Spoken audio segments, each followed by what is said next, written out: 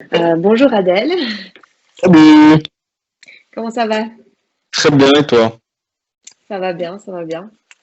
Est-ce que tu peux te présenter rapidement pour nos auditeurs? Toi, ça fait combien de temps que tu fais de la scène? Je m'appelle Adèle, j'ai 25 ans. J'ai commencé la scène réellement. Alors, mes premières vraies scènes, c'était en septembre 2019, je crois, un truc comme ça. Ah ouais, donc Non, ça fait pas si longtemps en fait. non. Mais parce que c'est très- Non, j'avais peut-être fait. Non, j'en ai fait peut-être deux fin en genre avril 2019. J'en ai peut-être fait une ou deux, mais ouais, c'était très très court, quoi. J'avais fait l'équivalent d'un an de stand-up, j'estimais. avant le confinement, tu veux dire? Ouais, exactement, exactement. J'avais Ok. beaucoup écrit avant, en fait, pour Mhm, moi, pour d'autres projets. Et après, je me suis mhm. dit, bon, ben, tu sais quoi, en fait, autant prendre un peu aussi un peu de kiff et de monter sur scène, d'avoir les réactions des gens. C'est un truc que j'avais Ouais. déjà fait quand j'étais gamin. Et, Mhm. euh, et voilà, ça m'a retenté. Je me suis dit, vas-y, c'est parti. Ah ouais, Et c'est là, cool. maintenant, quoi! Ouais, là c'est confinement, mais j'ai vu que tu fais toujours de la radio, non? Ça continue ça?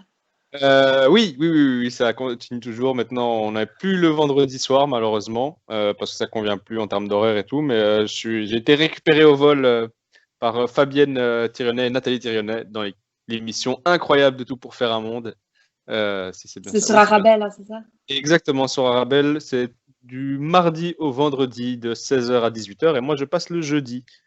Donc Et on voilà, peut je fais rappeler plus. la fréquence pour nos auditeurs, s'il y en a, Euh, s'ils sont nombreux, je sais pas. 106.8, 106.8 si je me trompe pas. Et je 106.8. pense que c'est aussi Ok. en live sur Facebook et tout ça.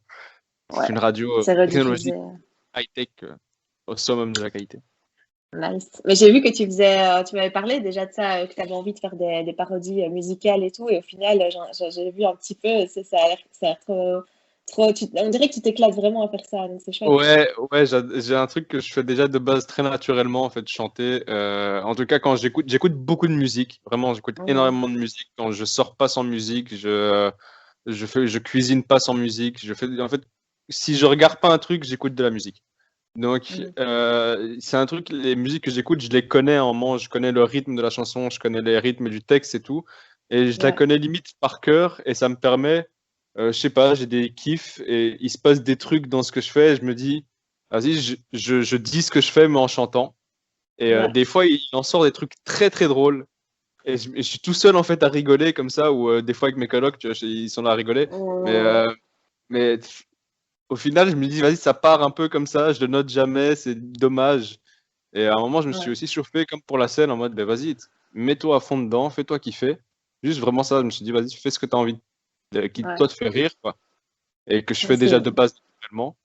Et Mhm. ouais, je l'ai fait, mais là, pour l'instant, en fait, c'est un truc, j'ai envie de le faire tellement bien que ça prend énormément de temps à sortir une parodie parce que il faut enregistrer le son, il faut l'écrire, il faut s'assurer que ce soit bon dans les temps, que ce Mhm. soit, enfin, c'est tellement de Et trucs, tu veux la dire avec chanson. un clip vraiment Ouais, parodé, un clip ouais, qui soit diffusé, exactement. ça va. Ouais. Exactement. Quand je vois l'image de la parodie, moi, je vois vraiment les trucs. J'ai toujours Mhm. cette référence que Michael Youn a fait avec Fatal Bazooka et Pascal Obispo. Ouais, parce que ouais, confession nocturne, c'est ça. Voilà, c'est mythique, si pas aussi mythique que la chanson de base. Mhm. Et donc, je me C'est dis, si clair. j'arrive à atteindre ce niveau-là avec une parodie, vas-y, c'est bon, Mais je crois que la chanson, elle a cartonné grâce à la parodie, en fait. J'ai En l'impression. plus, c'est ça, c'est tout bénef Mhm. pour les deux, quoi. Mais il faut vraiment faire ça bien, faut respecter Ouais. l'essence même de la chanson. Enfin, il y a plein de trucs et Après, ce qui peut t'aider aussi, je sais pas si tu fais partie de ce genre de groupe, mais sur Facebook, il y a des groupes comédiens, enfin, il y en a plein, des groupes de scénaristes ou des groupes de réalisateurs et tout ça. Et tu peux toujours poster des annonces et dire, voilà, moi j'ai un projet de faire ça, je recherche un réalisateur, c'est pas forcément rémunéré, mais c'est un chouette projet, ça offre de la visibilité, bazar, bazar. Et après, au final, c'est des gens qui vont t'aider, tu vois, parce que si c'est trop de boulot, si tu veux la technique parfaite, enfin, c'est des gens qui ont fait des études de cinéma, enfin, ça peut être aussi, l'entraide, ça peut être cool aussi. Ah oui, clairement, je fais pas tout moi-même, ça c'est sûr et certain, je me rends compte. Au début, j'étais très en mode, ouais, ou pardon, je vais me mettre en silencieux pour éviter ce genre de truc. Donc, je répète, de Mm. base, je me rendais compte, enfin, de base, je voulais un peu tout faire moi-même et je me suis rendu compte vite que ça allait pas être possible parce qu'il y a beaucoup trop à gérer. Et Ouais, déjà, rien que mettre à terme une idée, c'est déjà un step de ouf, quoi, le boulot de producteur en mm, tant que tel. ouais, Alors, si en plus, dans la salle d'écriture, faire en sorte que ce soit drôle et tout, c'est énorme. Et en vrai, je me suis entouré maintenant, enfin mes projets que je tiens à cœur, sur lesquels j'ai vraiment bossé, il y a une équipe, il y a des gens qui sont là avec moi, il y a une équipe à la réal, il y a des gens qui m'ont aidé à l'écriture et tout. Et, Excellent. Et c'est pas encore sorti alors? Ça va bientôt non, sortir? non, malheureusement, parce que voilà, pour donner un exemple d'un truc, j'ai pas pris des petites chansons à parodier. Hmm. J'ai parodié par exemple PNL, ODD, donc leur gros clip qu'ils ont fait sur la Tour Eiffel et des trucs comme ça. Et du coup, moi, je dois Hmm. faire aussi l'équivalence. Donc l'équivalence bruxelloise, il faut que je sois à l'Atomium. Donc, Ah ouais, ok. il y a Excellent. de gros trucs comme ça qui ont été aussi cut avec le confinement. Malheureusement, je peux pas tourner dehors comme je le veux. Donc on Ouais. patiente, on prend son mal en patience et ça arrivera à un moment ou à un autre, tu vois, mais Hmm. ça arrivera bien. Mais donc, ce qui est chouette, c'est que enfin, ton truc, c'est l'humour, mais donc c'est la scène, mais c'est aussi les vidéos et tout ça. Enfin, t'es multi-support, on va dire, c'est de la musique. Et j'ai remarqué aussi que, enfin, je sais pas si c'est une constante chez les humoristes, mais ton intérêt pour la musique, finalement, je le retrouve chez pas mal de gens, en fait. Je sais pas si c'est une constante, si tous les humoristes écoutent de la musique ou font de la musique, mais il y a vraiment un lien intéressant, quoi. C'est marrant. Oui, je pense il y a un côté. Bah déjà, c'est un même travail d'écriture. Après, Mm. l'émotion est différente parce que dans la musique, tu peux te permettre de transmettre plein d'émotions différentes. Là où le stand-up, bon, ou en tout cas l'humour, bon, ton émotion principale, c'est quand même de faire de rire les gens. Après, Ouais. l'écriture, enfin l'écoute de musique et tout, par exemple, elle aide, je pense, dans l'écriture d'un spectacle. Parce que dans un spectacle, tu dois Mm. avoir un fil rouge, un truc conducteur avec en général une belle fin ou un truc comme ça. Donc, c'est là où Mm. l'écoute de chansons un peu écrites peuvent aider. Et aussi une rythmique, enfin, pour le rythme, ça peut, les sonorités, tout ça, ça peut Oui, aider. oui, ça aide de fou. Et en fait, surtout, je pense que c'est surtout une question d'écriture. Tu entends des Mm. trucs nouveaux, des manières de construire des phrases. Il y a souvent des très bonnes punchlines dans des chansons. Mm. On s'en rend pas compte, hein, mais il y a beaucoup d'artistes qui sont des poètes et ils te font des blagues, mais incroyables en chanson. Et Et c'est après, quoi tes références musicales, enfin, ce que tu écoutes pour l'instant? Enfin, t'écoutes peut-être de euh, tout, mais je sais pas si tu devais dire tes groupes préférés ou je sais pas. ouah, mes groupes préférés, en Ou tes vrai, chanteurs préférés, mais. il y en a tellement. Là, je vais plus parler de mood parce que je fonctionne vraiment par mood. C'est-à-dire Mm. en hiver, quand il fait un peu dégueulasse, je vais avoir tendance à écouter des textes très écrits ou des trucs qui me Ouais. donnent une hargne, mais vraiment des trucs. Je vais plus me diriger vers le rap, typiquement vers le rap, le hip-hop, peut-être un peu de la musique très douce, genre Ben Mazué par exemple, actuellement que j'écoute pas mal, Gaël Faye aussi qui est entre le hip-hop et la chanson française. Euh, euh, du Brel de temps en temps, de la musique classique quand j'écris. Donc t'écoutes souvent en français en fait, au final, ou t'écoutes aussi des trucs en anglais. Quand je fais du sport, plus j'écoute des trucs américains, j'écoute Mm. des gros trucs un peu énervés, ou bien quand il fait beau, là je vais écouter des trucs un peu plus jovial, hein, du Dua Lipa, j'ai aucun problème avec ça, du Angèle, je Mm. chante volontiers, tout est Mm. flou, bref. Mm. Ouais, musicalement, j'écoute tellement de choses, je ne saurais pas faire de catégorie comme ça, et c'est un peu cliché de dire ça, mais j'écoute de tout. Et Ouais, mais ouais, c'est chouette. après j'ai des grosses préférences forcément pour le hip-hop, pour le truc qui me parle un peu plus. Mm. Mais allez, je veux dire, mes playlists, elles sont composées à 50-60% de hip-hop et 40% d'autres, avec du rail, Mm. de la disco, du classique, de vraiment de tout, quoi. Et toi, ça te plairait de faire de la musique aussi? Parce que, enfin, par exemple, je pense à Camille Lelouch qui voulait être chanteuse, je crois, au départ, et puis qui a été humoriste, qui a eu plein de succès en tant qu'humoriste, et puis qui maintenant sort des chansons et tout ça, et pourquoi pas, quoi. C'est un truc que j'entends souvent et on en a parlé avec d'autres humoristes. On se rend compte en fait que les humoristes, c'est souvent des rappeurs ratés. C'est des mecs qui ont envie d'écrire des trucs, qui ont envie de balancer des blagues et tout, mais ça Mm. fonctionnait pas. Il n'y avait pas spécialement tout le temps le sens du rythme et des trucs comme ça. Et en fait, avec le stand-up, on gagne Mm. du rythme parce qu'il faut avoir un rythme sur scène quand même et tout, Mm. d'écriture. Donc, je sais pas, là où il y a beaucoup de similitudes en tout cas entre le rap et le stand-up, quoi. Et du coup, je pense, Mm. ouais, moi j'adorerais faire de la musique. Je vais pas te mentir, quand je fais mes parodies, je prends un Mm. kiff de ouf, rien qu'être en studio et faire mes trucs et réécouter ma Ouais. voix et voir le mec qui mixe la voix et tout, c'est incroyable. Et puis ouais, il y a des moments où je me prends à Mm. rêver, à me dire un concert, quoi. C'est pas parce que, Mais, alors oui, c'est incroyable de faire rire des gens, c'est génial comme sentiment. mm. Waouh, il n'y a pas de mots, mais je pense que juste faire un son, rentrer sur scène à fond de balle en sautant en tous les sens et voir le Mm. public. Je vois souvent, j'allais souvent en festival, genre Couleur Café, et juste Mm. imaginer moi au milieu de Couleur Café à la place de Michael. Tu Ah, sautes, ouais, voilà. Tu sautes ça dans va la être foule, là. incroyable, mais ça va être incroyable et faire, je pense juste se faire des délires à écrire des textes, à mettre des trucs Mm. tellement obvious, évidents pour que le public termine ta punchline et des trucs comme ça. Enfin, ça va être juste jouer comme ça, chercher d'autres interactions qui doivent être incroyables. Ouais, ouais, bien sûr, ouais, j'aimerais bien faire ça un jour. Mais après, on va faire ça Mm. step by step, quoi. Quand j'aurai un propos, quand je me dis que j'aurai plus de blagues à dire, je pense. Je pense que si je fais de la musique, ce sera un truc un peu plus sérieux, en tout cas pour ma part. Mm. Euh, Ouais. donc, quand j'arriverai plus à le dire en blague, je pense que je partirai là en musique, peut-être, ou dans des livres, ou dans des films, je sais pas. On verra, on verra. Et est-ce que tu as déjà un spectacle? Parce que je sais pas si. J'ai pas encore vu ton spectacle, je pense pas, mais tu as peut-être déjà. Je suis pas sûre. Ça devait se roder. Ça devait se roder. C'est-à-dire que Mm. en termes de matos, j'ai 30 minutes que j'estime sûr. Mhm. Ouais. Après, j'ai à côté de ça eu 1 heure dans lesquelles il y a 20 minutes qui sont sûres et certaines. Le reste, je pense, j'ai testé 10-15 minutes à gauche, à droite, mais c'était encore un peu Ouais, tu l'as bancal. pas arrosé, quoi. Ouais, c'est ça. Il y a des bonnes idées dedans. Il y a encore beaucoup de blagues, à mon avis, à tester, à Mm. travailler et après à travailler la cohésion du truc et tout. Donc, je m'apprêtais à le faire, mais voilà. Hein. Non, non, il y a encore du travail. Je pense qu'il y a encore, allez, au moins, avec un bon rythme, il me faudrait 6 mois, 1 an pour terminer ça, quoi. Ok. Histoire d'être. Et parce qu'en fait, le but de mon podcast, c'est aussi de m'adresser aux gens qui ont envie de faire ça, mais qui ont encore rien fait, enfin, qui se disent, ah, j'aimerais bien faire de l'humour, quoi, tu vois. Et aussi montrer que, ben, en fait, il y a toutes sortes d'étapes et que c'est accessible. Et donc, parce que avoir un spectacle, enfin, en tout cas pour ma part, si tu m'avais dit ça il y a peut-être 10 ans ou quoi, j'aurais dit non, mais ça, c'est de la folie, c'est inaccessible, tu vois.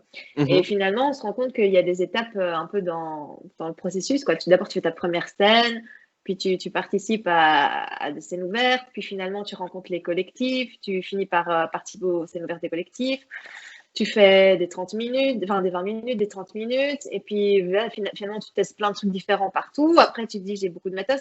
Et puis finalement, le truc du spectacle, tu te dis, mais au fond, j'ai 1 heure de texte, pourquoi je ne ferais pas un truc tout seul, enfin, tu vois. Ouais. Et donc, c'est aussi voilà, pour dire que c'est possible, en fait, quoi. Donc, et c'est chouette de t'avoir, de t'interviewer aussi, parce que toi, clairement, je pense que tu es clairement un step plus loin que moi dans le sens, enfin, c'est pas pouvoir parler comme ça, mais tu fais de la radio, tu as eu beaucoup plus de scènes, je pense, enfin, tu vois, et tu bosses sur ton spectacle et tout ça, et donc c'est intéressant aussi enfin, ouais, de voir la marque, enfin, le progrès. Et quand tu dis il me faut 6 mois à 1 an pour clôturer, ça donne aussi une idée aux gens, enfin, de dire voilà, c'est du travail. Et, Ouais, parce que carrément. parfois les gens ils s'imaginent, ouais, je fais quelques blagues à mes amis et puis ça va se faire tout seul, mais c'est accessible, mais il faut travailler aussi. Et ça prend du temps, faut vraiment être passionné, quoi, je pense. Ouais, ouais, c'est un très bon truc que tu dis à la fin. Les gens qui pensent qu'on fait des blagues à leurs potes, ça suffit. Mais en fait, il y a vraiment une étape à passer là-dedans parce qu'en fait, faire des blagues à ses potes, ça fonctionne, mais c'est souvent, c'est là où on parlait, ça manque de rythme en général. Et en fait, Mmh. la base du stand-up, c'est vraiment prendre, en tout cas, moi, je pense comme ça que je le vois, c'est prendre une histoire que tu pourrais raconter à des potes ou à n'importe qui que tu rencontrerais et juste Mmh. faire en sorte qu'il y ait, pouf, plein de blagues dedans. Et c'est là où Mmh. vient le travail de ouf, parce qu'en général, oui, le côté, l'histoire rigolote de base, oui, ça c'est le truc qui vient un peu naturellement, entre Mmh. guillemets, ça, dans des simples conversations qui viennent comme des flashs. Et effectivement, Ouais. après, là où tout le travail arrive, c'est faire en sorte que ce soit agréable à regarder du point de vue d'un public, que l'histoire ne soit Mmh. pas trop longue. En Ouais, que fait, ce soit tac, tac, tac, rire, rire, rire, rire, et exactement, voilà, ouais. information, rire, enfin, il faut qu'il y ait quelque chose parce que faut pas oublier que quand on raconte une histoire à ses potes, ben, ça reste nos potes. Donc, quoi Mmh. qu'il arrive, à partir du moment où on prend la parole, ben, on les a déjà un peu gagnés parce qu'ils nous connaissent, Mmh. parce qu'ils savent vers quoi on va aller et tout, ce qui n'est pas le cas du public en tout cas. Au début Mmh. des carrières, pendant la majorité d'une carrière, en général, les gens ne te connaissent pas quand ils te voir Ouais. sur scène. Donc, il faut vraiment les gagner dès le début. Il faut les mettre, Ouais. pas dans sa poche, mais il faut faire en sorte qu'ils comprennent en tout cas où tu veux en venir et tout. Et donc ça, c'est la Mmh. grosse partie du travail, ça c'est sûr et certain. Après, il y a tout l'aspect mise en scène, il y a tout, le fait d'être à l'aise sur scène, comment le balancer, il y a toute cette partie passer de l'écriture à l'oral aussi, parce qu'on écrit un spectacle et après on se rend compte que c'est pas du tout comme ça qu'on parle quand on le Ouais. répète. Et du coup, quand tu fais ça, par exemple, quand tu as écrit un truc et puis tu le joues et tu te rends compte, ouais, mais je sais pas jouer de l'écrit, donc je rajoute je rajoute des mots, mais en même temps, faut pas rajouter trop parce que tu as condensé dans de l'écrit, il faut pas le perdre Ouais, avec du blabla. Donc c'est un équilibre aussi un peu. ouais, exactement, exactement. C'est à force de répéter. C'est Ouais. vraiment à force de répéter, de le sentir jusqu'à ce que ça devienne naturel. C'est des trucs qui, à force de travail, je le dirais tout le temps, il y a rien, il y a pas de talent, il y a que du travail. Mm. Quand c'est à force de travail, au début, effectivement, quand j'écrivais mes premiers sketchs, ben, ça me prenait 2, 3 jours avant ne serait-ce que me dire, OK, c'est comme ça que je veux le formuler. Même pas me dire, OK, c'est drôle, OK, je le connais. C'est juste, ouais, c'est comme ça que je vais parler devant les gens et je me sentirais Mm. à l'aise à le sortir comme ça. Ouais. Maintenant, à force Et de leur... après, tu renotes par après la dernière version en mode oral sur le papier ou... Ouais, ouais, ouais, ouais, Ouais. j'ai une farde avec, mais honnêtement, l'équivalent de 2, 3 dictionnaires de première Mm. tentative, deuxième tentative, troisième tentative. Et au final, je vois des fois qu'il y a peut-être juste Mm. un mot qui a changé, deux Mm. comme ça, mais c'est à base de rature. Je l'imprime, Ouais. hop, je le fais, je le balance. Ok, ça, je le dis pas comme ça. Ok, ça, je le dis pas comme ça. Je gribouille, je Mm. gribouille. Et dès que la feuille devient trop sale que pour être compris, je le renote et hop, et je suis reparti, quoi.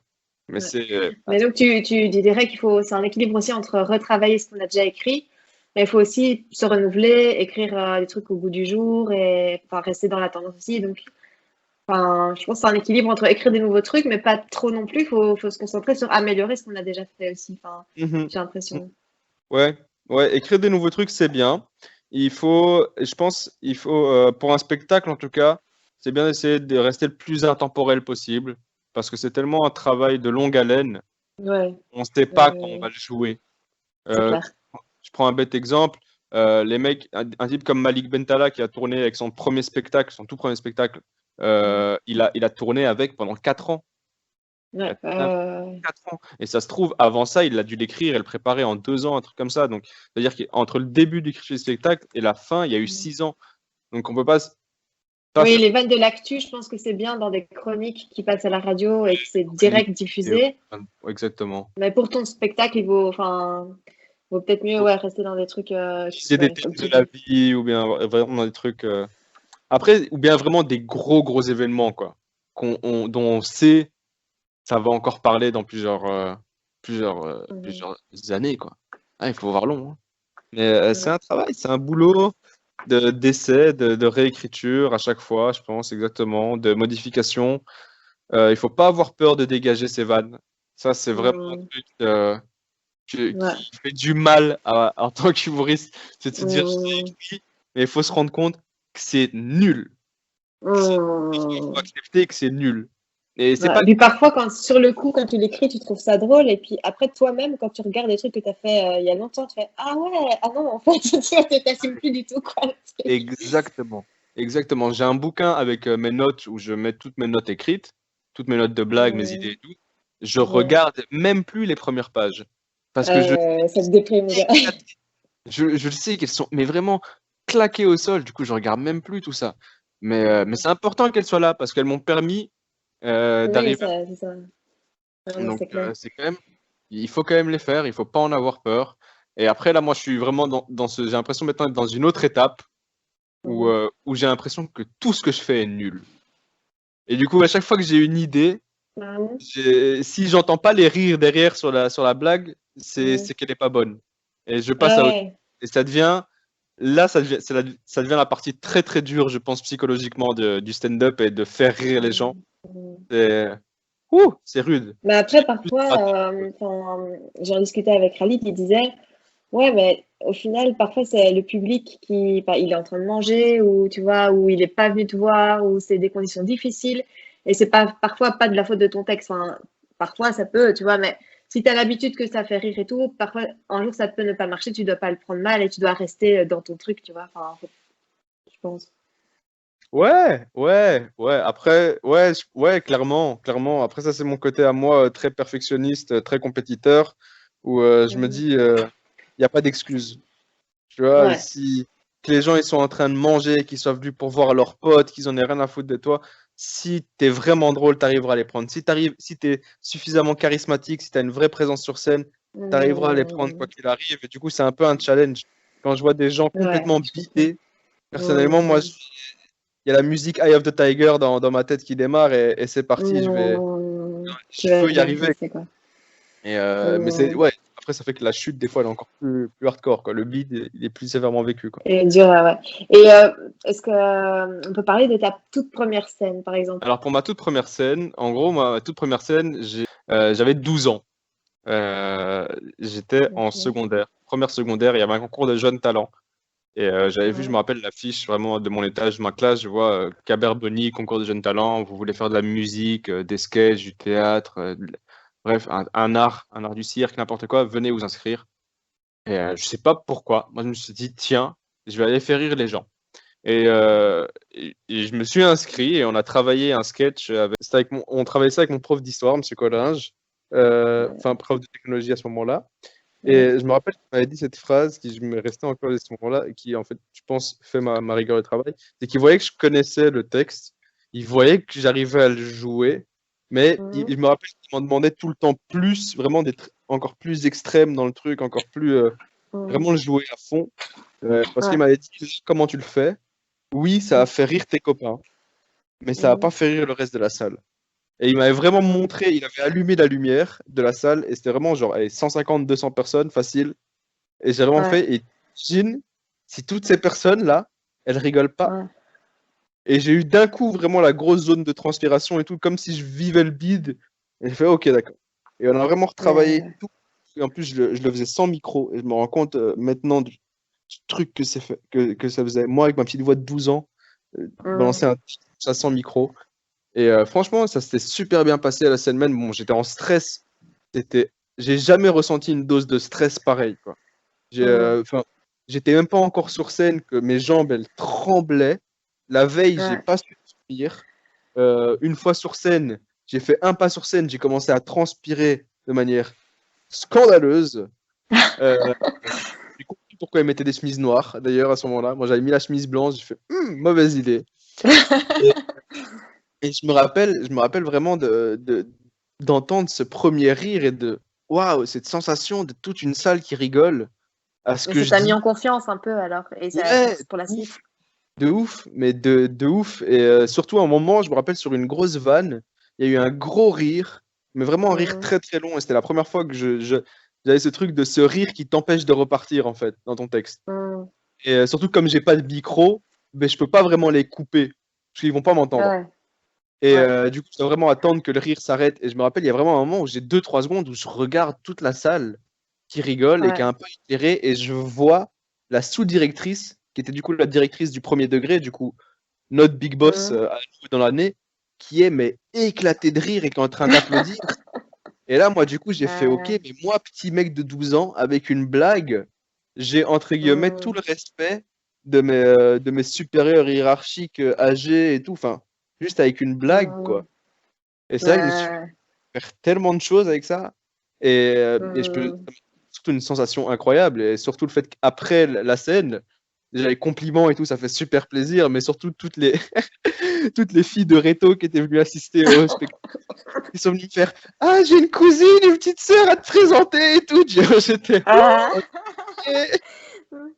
Mais c'est marrant parce que j'ai demandé, j'ai interviewé Alain Kupchik juste avant et on parlait justement de est-ce que l'humour c'est un piège à filles? Alors lui il me disait que non dans son cas, mais enfin je pense quand même que ça aide, non? Pour les filles, non? Pour la drague et tout, si on essaie notre de l'humour.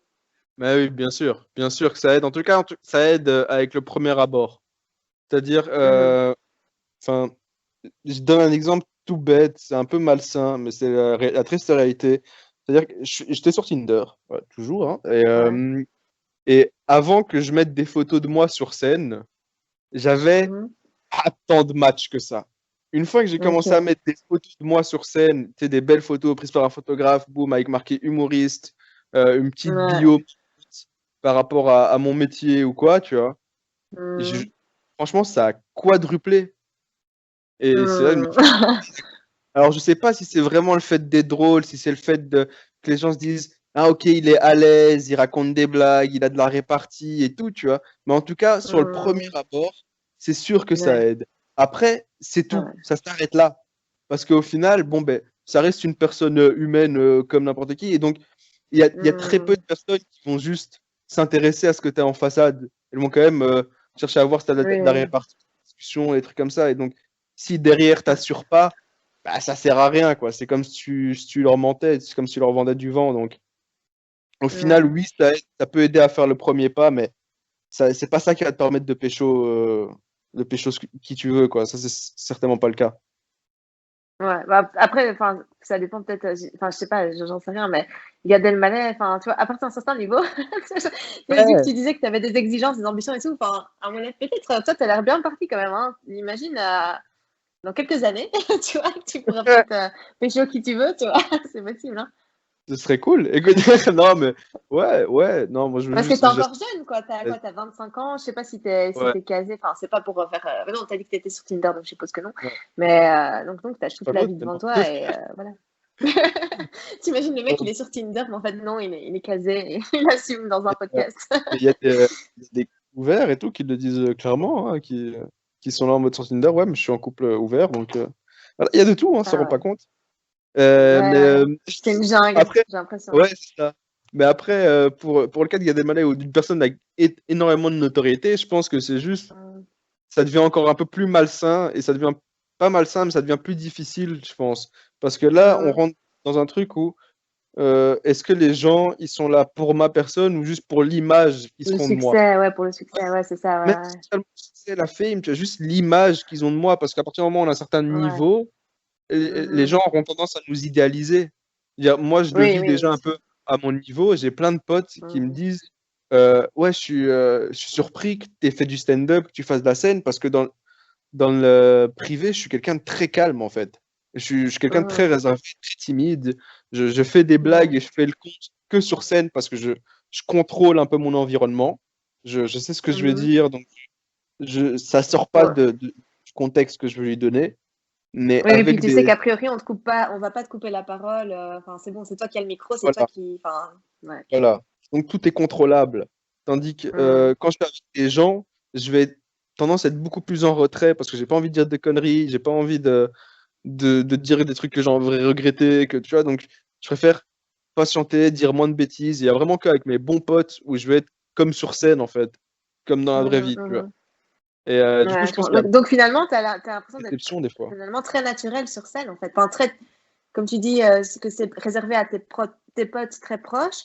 Finalement, quand tu es sur scène, c'est aussi comme si on était tes potes très proches, en fait, ça, tu vois? Exactement, exactement. Mais après, derrière, Ouais. genre après la scène, il y a plein de gens qui sont venus me voir. Enfin, des mecs, quand je faisais maître des cérémonies, c'est surtout là où je suis le plus complètement fou parce qu'il faut chauffer la salle. Et Mhm. après la scène, moi, je suis en redescente un peu, tu vois. C'est comme si je venais de prendre mon fixe de drogue et ça y est, l'adrénaline elle redescend. Donc, je suis très calme, Ouais. je respire, je suis avec mon petit verre, je parle calmement avec des gens. Et il y a des gens qui viennent des fois avec 3000 d'énergie. Je suis tout de suite, tu sais, je recule un peu, je suis en mode wow, doucement.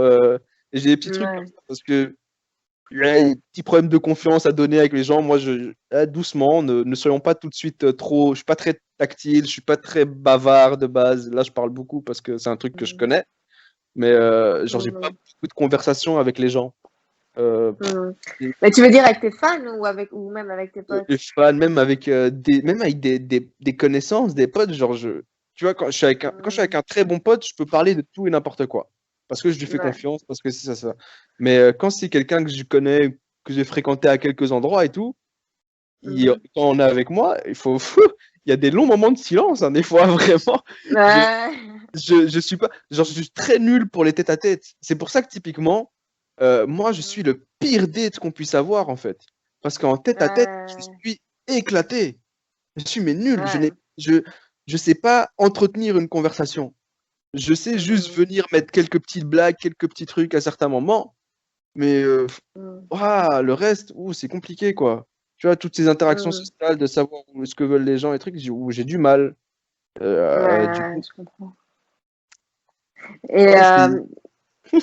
Enfin, Dis-moi. pour rebondir sur un truc que tu as dit, mais qui est pas directement là, mais tu as parlé que c'était surtout quand tu faisais le rôle de MC que tu avais le plus de retours. Et je vais te demander, parce que moi, je l'ai jamais fait ce rôle-là. Et si jamais un jour on me le proposait, je crois que j'aurais super peur, en fait, parce que j'ai l'impression qu'il faut maîtriser vraiment encore plus. Enfin, c'est pas juste, t'as pas, enfin, ouais, peut-être t'as ton texte aussi, tu dois préparer. Est-ce que tu prépares ton texte ou c'est de la pure impro ou comment enfin, MC, ça doit Je- vraiment être quelque chose, tu vois? Alors, j'ai fait des trucs en préparant mes textes. Et en fait, ça dépend de la salle déjà dans laquelle on est. Dans les petites salles où on peut voir le public, où on peut leur parler, je pense, ou en tout cas, moi, ceux que j'ai vu faire les meilleurs travails d'MC, c'est ceux qui préparaient Ouais. pas de texte.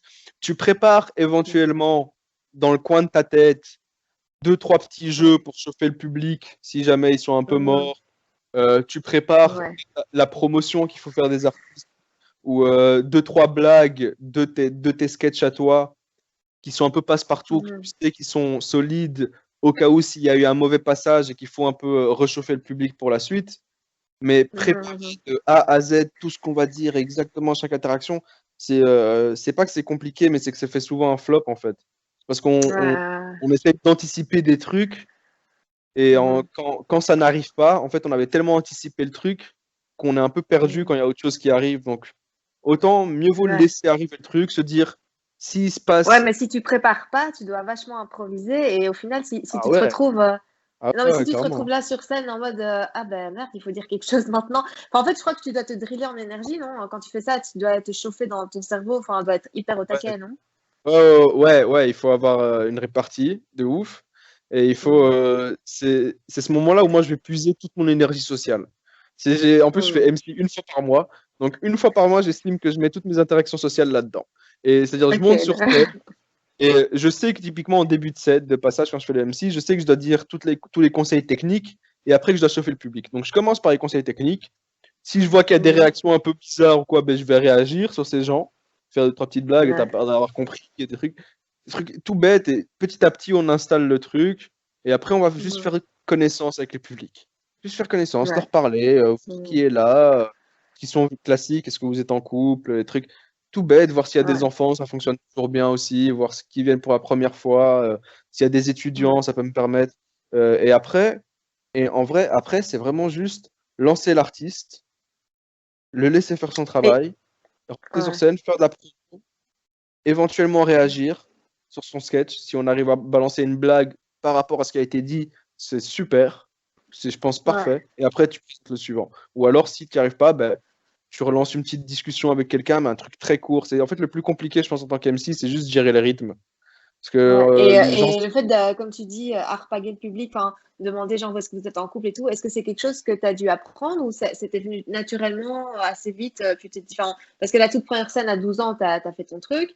Et après, bon, j'imagine, tu as commencé à interagir avec le public, mais est-ce que ça a été naturel, facile pour toi ou bien tu as eu aussi, parce que moi j'ai déjà eu une expérience où, Euh, genre, j'ai envie de les faire participer, tu vois, et donc je les fais à moitié participer, mais en fait, au final, j'assume pas de les laisser parler, et au final, je reprends la parole, et enfin, tu vois, euh, c'est pas, tu vois ce que je veux dire?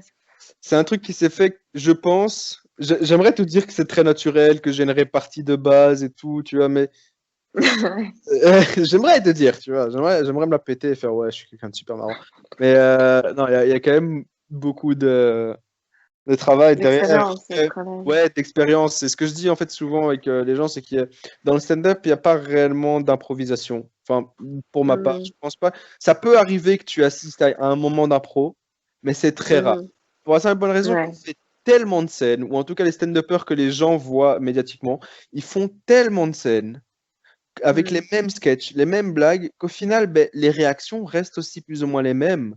Et du coup, à partir de ouais, là, ouais, en ouais. fait, tu peux travailler plusieurs fois des réponses. Moi, j'ai un sketch où j'ai un moment où c'est deux trois minutes de pure interaction avec le public, où je suis Mhm, vraiment en train de poser des questions avec le public, et moi, j'ai des réponses tac au tac. Mais après, c'est des questions souvent très fermées, où c'est-à-dire qu'il y a une mhm, ou deux réponses possibles, oui, non, euh, mhm. un bête choix, quoi, un choix binaire. Et derrière, Ouais. dans ma tête, j'ai deux vannes prêtes, quoi. Mais de Ouais, c'est ça. En fait, tu effectivement, leur laisses pas vraiment raconter n'importe quoi. Tu les cadres en mode oui ou non. Ouais, c'est pas cool ouais, ça. exactement. C'est un peu un travail d'animateur télé. Éventuellement, tu leur laisses raconter une petite anecdote. C'est vraiment, ça te permet d'avoir des trucs, et Mm. ça te permet d'avoir du nouveau matos sur lequel après, Ouais. on se fait rire, quoi. Mais ça reste souvent très, très préparé, ou pas préparé, mais c'est de l'expérience, quoi. C'est à force. On se rend compte Ouais. qu'il y a souvent les mêmes réponses qui viennent, souvent les mêmes situations. Donc, ouais, ça Mm. fonctionne, quoi. Et alors, Après, ça prend. tu disais à force, parce que pour donner une idée aux gens, c'est combien de fois je crois que c'est par semaine, hein. Enfin, à l'époque, enfin, maintenant c'est confinement, mais je veux dire, quand c'était pas le confinement et qu'il y avait les plateaux, tout ça, tu jouais combien de fois par mois ou par semaine? Je commençais à arriver à un bon rythme je pense que j'arrivais à plus ou moins 4 fois par mois, à 4 scènes C'est ça sûres par par mois. mois, dont, Ouais. euh, dont 2 que j'organisais moi, quoi. Donc, Mhm. aussi un travail en plus derrière. Mais idéalement, le step, moi, que j'aimerais attendre, c'est jouer tous les soirs, quoi. Enfin, Tous les soirs, ouais, ouais. c'est tellement un Mais kiff que je vois pas ça comme un métier, quoi. oui, non, c'est clair. Mais du coup, oui, t'imagines, ouais, d'abord quand quand tout va reprendre, quand la culture va s'ouvrir et tout ça, de refaire les plateaux. Et puis, donc ton spectacle, on en a parlé, tu m'as dit dans un an peut-être. Et alors là, ouais, j'imagine que tu voudrais jouer tous les soirs ton spectacle, quoi. Pas tous les soirs mon spectacle, parce que ça, je pense que c'est quand même fatigant et qu'en plus, il faut réussir à Ouais, remplir cette salle. ouais, ouais. Donc, non, je pense que le spectacle, je jouerais peut-être. En vrai, j'aimerais le jouer idéalement 1 ou 2 fois par semaine et après le reste, faire des plateaux et tout. Mais Ouais. maintenant, je Mais il dis faut ça pas te maintenant. crever non plus parce que c'est quand même, enfin, allez, si tu joues tous Ouais, les soirs, c'est quand même trop. Enfin, tu vois, non, il faut te reposer quand même un peu. non, c'est pas grave. Franchement, c'est pas grave. J'ai la journée pour me reposer. Franchement, c'est un Ouais. métier où je peux me permettre de faire la grasse mat. C'est pas Ouais, grave. mais comme tu dis, il y a aussi du boulot d'écriture, quoi. Ouais, Enfin, il y a la scène, mais il y a aussi ouais. l'écriture. Puis à mon avis, quand tu commences à avoir blindé de succès, enfin, t'as aussi peut-être ouais, des tas de producteurs qui s'intéressent à toi, Ouais. etc. Et t'as, Il y a d'autres- à mon avis, encore plus de pression, encore plus de boulot. Enfin, et il faut pas que ça devienne une souffrance. Enfin, c'est une passion et le succès doit venir être un plus et ça doit pas, enfin, tu dois pas, tu vois, finalement faire un burn-out, tu vois, du humoriste. Ouais, c'est vrai, c'est vrai que c'est un truc que je me suis dit, en fait, quand tu résous une question, tu en as souvent 2 autres qui apparaissent derrière, et je pense que c'est la même chose avec le stand-up, Mm, c'est quand tu finis un projet, si tu l'as bien fait, tu en as 2 autres qui apparaissent derrière. mm, Et mm. du coup, oui, effectivement, je pense qu'avec le succès, tu aurais plus de trucs, mais après, c'est ce que je veux, donc je suis pas quelqu'un qui Mm, rechigne derrière le travail, j'ai envie de ouais. travailler à fond maintenant, tant que Mm, mm. j'en ai le temps, l'énergie, la force. Oui, Et et puis t'as 25 ans, enfin, ouais, t'as c'est pas encore ça. des enfants, donc c'est encore assez pratique. Enfin, je veux dire, ouais, plus tard peut-être sera. Enfin, je dis pas que ce sera plus pareil, mais bon, si t'as des enfants et tout, c'est un peu peut-être plus compliqué Ouais, de jouer tous les soirs, quoi. c'est pas un objectif pour l'instant, la vie de famille. Vraiment, je focus que Ouais, sur je ma comprends. carrière. Je suis en mode Mm, carriériste puissance 1000. Et Parce que toi, enfin, c'est ton boulot à temps plein, t'es artiste à temps plein, t'as pas d'autre boulot pour gagne-pain ou quoi? euh, j'avais le basket. Mhm. J'avais le basket, j'étais coach et arbitre de basket, Mhm. ce qui me permettait de payer d'arrondir les fins de mois. Ouais. Voilà, ça me permettait je jonglais entre les deux, quoi. Je jonglais entre 2 passions. Et Mhm. je me suis rendu compte quand même que je commençais à mettre plus de temps dans le stand-up et dans l'humour en général. Alors, Mhm. d'autres projets autres que juste faire des blagues sur scène. Et j'étais tout doucement en train de me rendre compte que je suis en train de shift en fait et de quitter petit à Le petit basket. le basket qui m'a nourri depuis que j'ai 16 ans, quoi. Depuis que j'ai 16 ans, c'est le basket qui me donne de l'argent de poche et des trucs comme ça. Mhm. Et, Mhm. step by step, voilà, j'étais un peu en train de quitter. C'était pas un métier comme certains pourraient imaginer, tu sais, de comptable ou je ne sais quoi. Mais Mhm. moi, c'était un peu mon boulot, quoi. C'était mon petit boulot. Il y en a qui font des Ouais. serveurs, des trucs comme ça. Ben, moi, je travaille dans le basket. Parce que ça me permet, Ouais. en termes d'horaire, de matcher parfaitement avec le truc. Et quand Mhm. tu vois qu'au fur et à mesure, ben voilà, il y a de plus en plus de scènes en semaine, ben ça veut dire que je peux pas aller dans les entraînements, ça veut dire que je peux pas aller ici, ça, ça. Donc Mhm. oui, mais c'est un choix qu'il faut faire à un moment ou à un autre. Je pense que j'ai aussi moi ce truc j'estime qu'on peut pas réussir un plan A si on a un plan B. C'est Ouais. parce que Mhm. tu, si tu n'as si t'as enfin si t'as pas que si t'as rien à perdre, c'est plutôt si tu as tout à perdre en faisant un truc, je pense que tu vas le faire à fond. Parce que tu vas sentir un peu le feu aux fesses. C'est-à-dire, oula, j'ai pas trop le choix. Ouais, dans Friends, il dit ça à Joey à un moment, Ah, il voilà. dit, enfin, tu vois, qu'il veut être acteur, et, enfin, non, c'est Chandler qui lui conseille, en gros, ou je sais plus qui lui conseille d'arrêter son boulot alimentaire et de tout donner dans le métier d'acteur.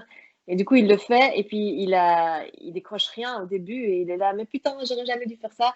Et puis après, il décroche son rôle dans la série, là, Days of Our Lives, et Mhm. du coup, il a plein de succès et tout ça, et donc, voilà. Mais ouais, c'est une théorie, mais je sais pas, enfin, ça se discute aussi, quoi. Parce que en même temps, si tu gagnes ta vie à côté, ça te permet d'avoir peut-être plus de moyens pour réussir, pour continuer aussi ta passion. Enfin, je sais pas. Ça te met une pression aussi, le fait, si c'est la manière dont tu gagnes ta vie, tu vas peut-être faire des trucs, enfin, je sais pas. Moi, je n'oserais pas parce que ça me mettrait trop de stress, je pense. Mais Ouais, bon. clairement. Clairement, c'est pas facile. C'est un risque à prendre, effectivement. C'est sortir des sentiers, Mhm. entre guillemets, Et par safe. Mais rapport à tes proches, comment ils réagissent? Est-ce que tu as eu du soutien par rapport à ce choix-là, de dire, ouais, je vais être artiste?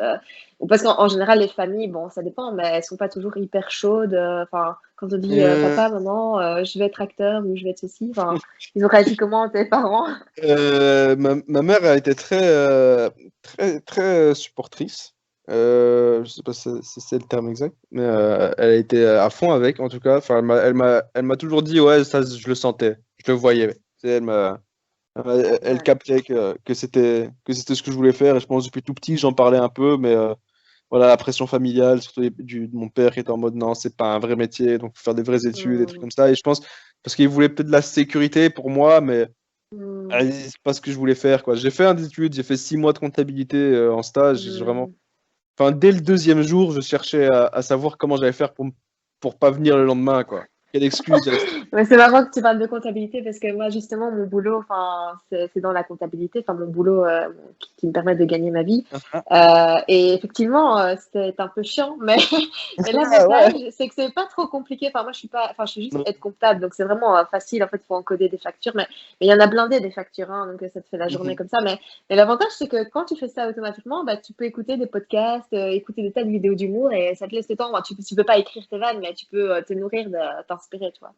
Mhm. Donc finalement, c'est pas si chiant que ça. Enfin, ça, Ouais, enfin, ouais, je comprends, mais vraiment, je me mais voyais me mal taper me les lever. études, ouais, non, j'aurais pas fait. Je Ouais, t'avoue que ça, c'est ouf. les études, me lever tôt le matin pour aller faire ça, ça me bottait pas, quoi. Par contre, quand Mm. 4 mois plus tard, j'ai mes potes qui m'ont proposé de tourner dans un film, et Mm. là me lever à 3 heures du matin pour qu'on me trempe dans la boue et que je fasse le soldat de la Première Guerre mondiale, par -5 degrés, moi j'étais super chaud de le faire, quoi. Et donc, J'étais du coup, vraiment là. t'as tourné dans un film, Ouais, récemment? Ah, c'était excellent. il y a 2 ans. C'était il y a deux Il y ans. a C'était deux vraiment ans. juste avant que je monte avant ma première scène, quoi. Et il est sorti déjà, le film? Malheureusement pas encore. Ils sont encore en train de le retravailler et tout en post-prod. Mm. Et t'as C'est un, un rôle, un petit rôle, un rôle c'est un, moyen, enfin, t'as c'est un second rôle. C'est un second rôle. En fait, c'est un un film, second rôle. c'est un lieu clos, entre guillemets. Allez, Mm. pour le pitcher très très vite, c'est un film sur la Première Guerre mondiale. Et Ouais, en gros, c'est le 11 novembre 1918, donc le jour de l'armistice. On est dans ouais, une tranchée. Dans la tranchée, il doit rester une quinzaine de soldats, dont je ouais. fais. Il y en a 4 qui ont du texte. Le reste, comme moi, on est juste là pour donner de la matière et du corps et tout le truc, quoi. Mhm. Et, et il y a il y a donc nous, on s'apprête à faire un raid, à faire une attaque sur une tranchée. Ouais. Sauf que au moment où on s'apprête à attaquer l'autre tranchée, il y a un message qui arrive qui nous informe de l'armistice. Et du coup, là, il y a Mm. certains qui vont pas y croire, il y en a d'autres qui vont y croire. Donc, voilà, Ouais. plein de péripéties. Mais en fait, c'est un truc. Déjà, ils ont construit 400 mètres de tranchée, je crois, pour réaliser le film. Euh, Ouais. ils ont eu énormément de trucs, ils ont creusé, c'est incroyable. Les costumes et tout, c'est vraiment un film d'époque ouf. Et c'est un plan Ouais. séquence. C'est-à-dire que Mm. tu fais Ouais. une prise. C'est dingue ça. Et ça dure combien de... Enfin, ouais, ils ont pas terminé, mais ils veulent le faire combien de temps? 1h10, je crois, un truc comme ça. Ah ouais, en un plan séquence. Ouais, en tout cas, nous, quand on tournait, on en Wow. avait pour 1h30, quoi, un truc comme ça. Je me rappelle, on commençait, et après, on devait Euh, sortir les tranchées. Enfin, c'était un truc de ouf. Et Ouais, c'est dingue ça. c'était assez incroyable, filmé à la première personne et tout. Enfin, c'était vraiment un gros, gros film. Mm. Et là, t'avais quel âge du coup? Enfin, c'était il y a 2 ans, donc t'avais 23 ans pour 23 ans. ton premier, Ouais, premier film. exact. C'est pas mal quand même. C'est cool. Ouais, c'est cool. C'est cool. Et Après, c'est donc, des. t'aimerais Moi, bien aussi continuer ça, faire du cinéma. bah, ouais, de ouf. Moi, j'ai écrit un film pendant le confinement. Là, je suis en train de préparer le dossier de production avec plein de gens qui m'entourent, qui font ça Ouais, super bien. génial. Euh, Génial. Et les gens qui t'entourent, c'est tes potes ou c'est des pros que t'as rencontrés ben, il y a des gens du stand-up. Il y a Igor Prignon, typiquement, qui, si tout se passe bien, c'est lui qui va réaliser le film. Quelle je vois que c'est ouais, école c'est chouette. il a fait une école de réalisation et tout, et j'ai déjà travaillé avec lui sur des projets, un projet de série, et on match vraiment bien en termes d'humour et trucs, donc je pense on peut marcher dans la même direction. Et là, pour le point de vue plus professionnel, là pour l'instant, j'ai un peu parlé du projet avec Rudy, le jeune, le Ouais, patron de Fun, et donc ouais. il est un peu en train de m'aider à créer le dossier, à créer un dossier prod béton, on est en train de faire un vrai truc, histoire d'aller chercher de l'argent, quoi, parce que ça va vraiment Ouais. coûter. Et du coup, il est en train de m'aider. Ah, excellent. Et c'est un film, enfin, ouais, tu peux en parler ou tu t'oses pas trop en parler Euh, de l'histoire ou quoi? c'est une grosse comédie. C'est une grosse comédie. Je sais pas trop comment le pitch, sérieusement. Ça aussi, il faut le travailler, le pitch. Euh, en gros, c'est un conte moderne. Je me suis Ok. basé. Après, il y a encore plein de trucs qui vont changer, donc j'ose pas. Je sais pas ce que je vais dire là maintenant. Ça se trouve, ce sera pas dans le film. Mais ce serait intéressant après si le film fait un hyper carton, bah on pourrait dire allez écoutez le podcast, il savait pas très bien tu vois, ce qu'il voulait, mais voilà c'est ce qu'il pensait au départ faire et regardez le résultat magnifique que ça a Voilà. donné. Enfin tu vois, t'en sais rien.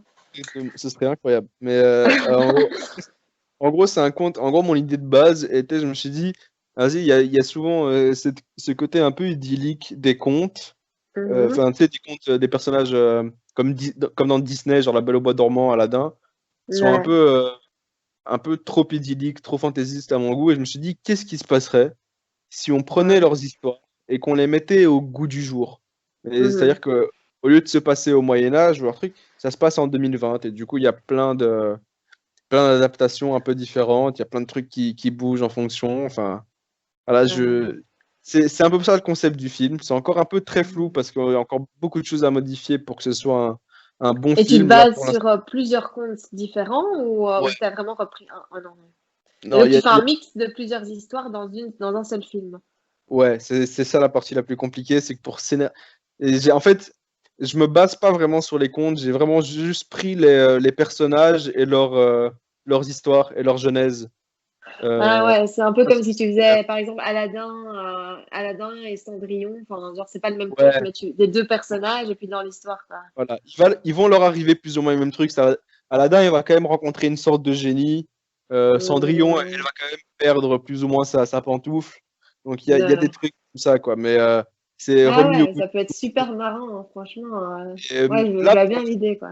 voilà. Donc là, pour l'instant, on a avec des chansons en plus dedans, forcément. Je suis obligé de Ah faire. ouais, des chansons parodies en plus. En Voilà, mode, ouais, exactement. ah, excellent. Ça va être. Super. C'est vraiment un gros condensé de moi.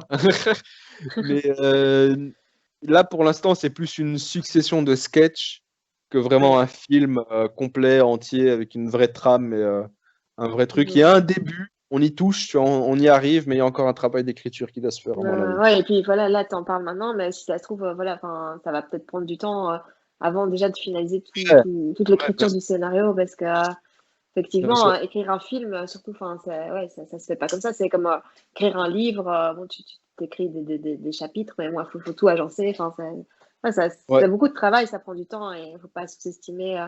Parce que souvent, moi, j'entends des gens qui disent, ah, mais moi, tu sais, je pourrais écrire ma biographie moi-même ou je pourrais écrire un livre. Enfin, tu vois. Et je suis là, ouais, enfin, est-ce que tu as déjà essayé de te mettre devant ton ordi et d'écrire un livre, vraiment, tu vois? ne serait-ce Et ne c'est serait-ce qu'une pas page. évident, quoi. Ouais. Ouais, Ouais. franchement, t'es vite bloqué à 2 3 pages et après tu fais bon, ok, il m'en reste 200 à pondre, tu vois. Enfin, je C'est sais pas. exactement le truc que j'ai eu. J'ai eu la première traite d'écriture. Je l'ai eu avec l'expérience que j'ai du stand-up et des trucs comme ça, d'écriture de vidéos et tout. Je l'ai Ouais. faite. La première fois que j'ai commencé à écrire ce film, j'ai pondu une vingtaine de pages d'un coup. Et après, je me suis Mm, vraiment dit, ok, j'avais expliqué mes personnages, quoi, ce que j'avais dans ma ouais. tête, et je me suis dit, Mhm. maintenant, il leur arrive quoi? Ouais. Et là, Mhm. c'était le premier stop que je me suis pris. qu'est-ce qui peut leur arriver? Et une fois que j'ai trouvé ça, il a fallu que je me dise comment est-ce que ça va leur arriver? Ok, pourquoi est-ce que ça va leur arriver? Et Ok, dans une quel fois, lieu, et c'est à quelles voilà, et circonstances. après, qu'est-ce qui va en découdre de tout ça? Et c'est pou, mais après, comment on va terminer ça? Et une fois qu'on a terminé ça, on se dit, ah, mais du coup, ça n'a aucun sens par rapport au début. Alors, on est reparti, on recommence. Et aussi, je pense que je me suis très mal pris. C'est-à-dire que j'ai écrit un film sans aucune méthodologie. Je pense que la plupart des gens, quand ils écrivent un film, ils essayent d'abord de réfléchir à l'entièreté du truc, à d'où ça va commencer, à d'où ça va avoir. Ils vont réfléchir au point A, au point Z, et ils vont déjà avoir, ne serait-ce que toutes les voyelles entre, pour être plus imagé. Et après, ils vont ajouter les consonnes de l'alphabet. Mais moi, je me suis dit, on le fait dans l'ordre. Allez, A, B, C. Attends, il faut peut-être mettre une voyelle là. Tu vois, c'est plus compliqué qu'autre chose. Mais c'est comme ça aussi que Mais il faut le faire, hein, parce que c'est en faisant qu'on apprend. Parce que si ça reste dans. Ouais, si je faisais un film, je le ferais bien. Hein, je ferais A, Z et puis des trucs entre. Ben, au final, si tu fais rien, bah, tu fais rien. Tandis que toi, bah, ok, tu l'as fait à ta manière, mais tu l'as fait. Tu vois, et ça, je trouve ça super. Parce qu'il y a tellement de gens qui te disent ouais, moi, je vais écrire ceci, je vais faire ça. Enfin, et genre, c'est la vie qui m'en empêche parce que si, parce que ça. Au final, enfin, si tu as envie d'écrire, tu écris. Enfin, tu trouves bien quand même le temps d'écrire sur ta journée, quoi. Non, c'est super. Exactement, C'est tout à chouette. fait. Ouais, donc tu as une belle vie devant toi. Parce que aussi, c'est ça on en parlait avec Alain tout à l'heure, que lui, il disait qu'il s'était reconnecté à lui-même. Parce qu'avant, lui, il a travaillé dans pas mal de trucs différents, dans des entreprises et tout. Mais si tu veux, il n'était pas vraiment épanoui là-dedans. Enfin, il se sentait pas vraiment lui-même. Et du coup, toi, enfin, directement, tout jeune, tu as eu la force et l'instinct de dire, bah voilà, moi, je vais faire ma passion et je vais en vivre et je vais juste faire ça de ma vie. C'est génial, je trouve. Ouais, c'est tout jeune. Je pense que j'ai eu la chance d'avoir cet appel très tôt du stand-up via le Caberboni et d'avoir été mis dans des bonnes conditions pour le faire aussi les premières fois. Parce que je pense que si j'avais pas été entouré pour retravailler autant mon premier passage sur scène et tout, tu vois, et faire en sorte que les années d'après, je sois demandé. En mode, je comptais même pas le faire les années suivantes. Et on m'a dit, non, viens le faire, quoi. Ça, c'est cool, hein. Donc ça, c'était incroyable. Mais je pense que... Mais c'est pour ça que tu disais, il y avait pas... Tu disais à un moment, tu as dit, il n'y a pas de talent, il y a que du travail. Mais je pense qu'il y a quand même aussi du talent. Parce que, clairement, tout le monde n'a pas pas la même charge au départ. Enfin, moi, je sais, pour parler de moi, par exemple, je crois que j'ai moins de talent, mais disons que j'ai quand même quelque chose et je le poursuis, tu vois. Et donc, je m'améliore petit à petit, tu vois, à mon rythme. Mais au final, il y a des gens qui ont plus de talent. C'est comme en dessin. Enfin, moi, j'ai fait pas mal de dessins aussi et il y a des gens, ils ont hyper de talent, quoi, tu vois.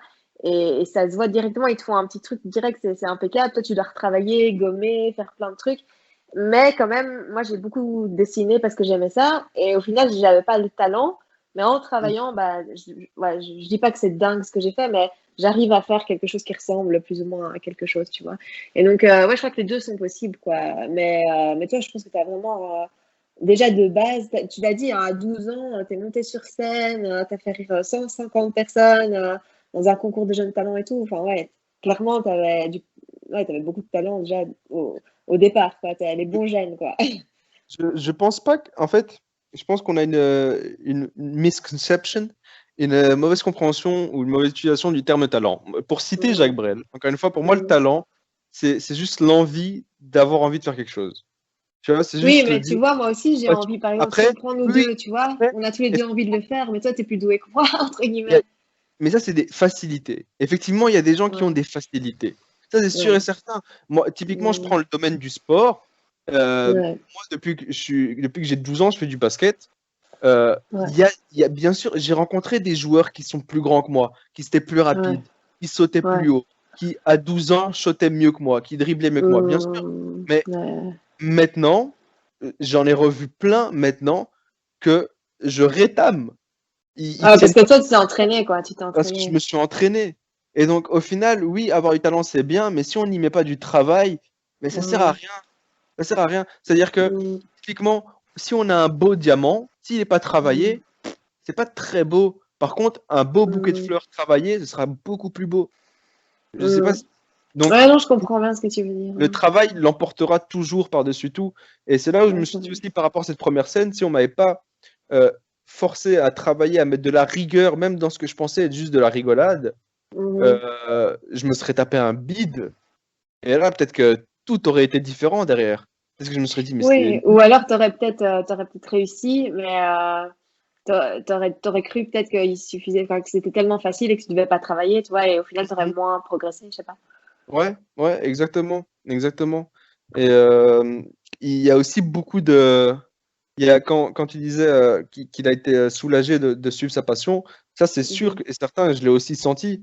Je savais depuis mes 12 ans que je voulais faire ça, mais j'avais envie de tout lâcher et de commencer à faire du cinéma, des blagues et tout, dès mes 12 ans, quoi. Mais pas envie, les Mhm. parents qui disent non, il faut faire des études et tout. Et donc je me suis aussi, Ouais. entre guillemets, jusqu'à mes 23 ans, 23, ouais, jusqu'à mes 23 ans, forcé à faire des trucs que j'aimais pas. Et donc Ouais. j'étais vraiment très cadenassé. Effectivement, quand je suis monté sur scène, je fais waouh, Ouais. ouais. Mais c'est vrai que parfois on se met des barrières mentales comme ça, on se dit alors ouais, j'ai pas fait les études de Mhm, comédien ou donc du mhm, coup c'est mort pour moi ou tu vois. mhm. Alors qu'en soi, enfin, j'ai envie de dire si t'as pas fait les études, enfin oui, il y a des écoles d'humour pour le stand-up, mais bon, la plupart des gens qu'on connaît, Ils n'ont pas ils l'ont pas fait quoi, tu vois fait. et Les plus grands humoristes pour l'instant n'en ont pas fait. Ils n'ont pas hum, fait d'école d'humour. Il y a le seul gros humoriste qu'on connaît qui a fait pour l'instant l'école d'humour, je pense, c'est Roman Frassinet, c'est le seul qui en sort.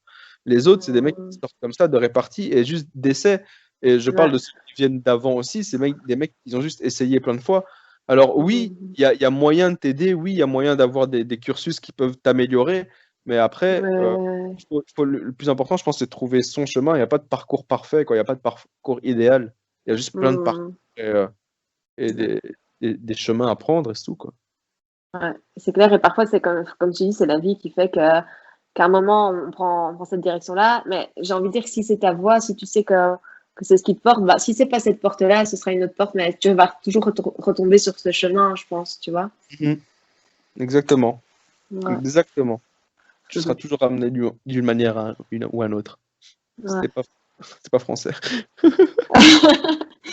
Non, mais du coup, je me disais que ça faisait un moment qu'on parlait, mais je sais pas si tu veux qu'on termine sur cette phrase. Enfin, sinon, Non, on va se moi, pas. Ou j'avais une si tu veux, peut-être on peut, question. si tu as quelque chose à ajouter, en fait, parce que je t'ai pas demandé, est-ce que tu veux parler de quelque chose encore que tu voudrais dire ou quoi? Bon, et franchement, s'il y a un truc à retenir, je pense, j'ai déjà bien kiffé cette conversation, vraiment, c'était cool. Et Merci. s'il y a un truc que j'ai envie que les gens retiennent, je pense, c'est juste qu'il faut, de moi, en tout cas, c'est que Ouais. j'estime.